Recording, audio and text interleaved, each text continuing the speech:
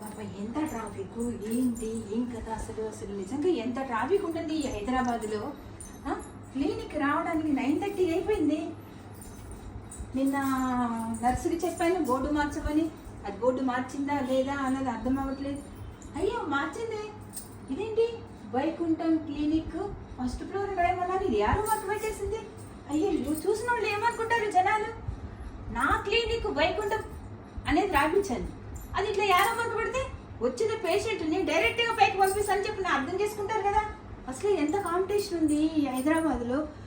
ఇలా నేను ఎంత ఖర్చు పెట్టేసి ఇంత క్లినిక్ పెట్టుకుంటే వీళ్ళు వచ్చి యారో మార్క్ అని పెట్టేస్తే నర్సు ఏమని అర్థం, ఇంకా రాలేదు.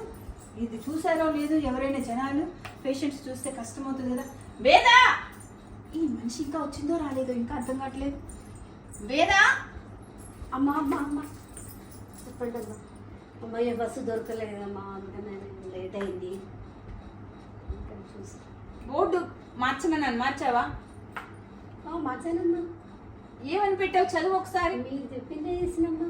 నేను చెప్పిందే Vaikuntham clinic first floor Chikkadapalli అని రాయమన్నానా? చిక్కడపల్లి రాయమన్నాను, ఫస్ట్ ఫ్లోర్ ఏమన్నా వైకుంఠం క్లినిక్ అని నువ్వే రాసావు చదువు ఒకసారి. మీరు చెప్పినట్టే ఉందమ్మా, కాకపోతే ఇట్లా పైన ఫ్లోర్లో ఉందని చెప్పేసి యారో మార్క్ పెట్టినమ్మా. ఎందుకు యారో మార్క్ పెట్టినావు? కాదమ్మా, కొంతమంది చదువులేని వాళ్ళు ఉంటారు కదా, వాళ్ళకి అర్థం కావడానికి ఇట్లా అని చెప్పేసి ఇట్లా పెడితే పైకి వెళ్తారు కదా, పైకి వస్తారు కదా అని చెప్పేసి పెట్టినమ్మా. నువ్వు ఇట్లా యారో మార్క్ పైన పెట్టినావు, వచ్చిన పేషెంట్లు ఏమనుకుంటారు, వైకుంఠం క్లినిక్ అనే పేరే వైకుంఠం క్లినిక్, దానికి నువ్వు యారో మార్క్ పెడితే వచ్చిన పేషెంట్ డైరెక్ట్ గా పైకి పంపించద్దు అనుకుంటావు కదా. ముందు అర్జెంట్ గా యారో మార్క్ తీసేసాయి, ఓకే అమ్మా, ఫస్ట్ ఫ్లోర్ అని రాయిపించేసాయి. ఇప్పుడే కాంపిటీషన్స్ ఎక్కువైపోయినాయి, వచ్చిన పేషెంట్ని వదలొద్దు, లోపల తీసుకురా. ఓకే అమ్మా.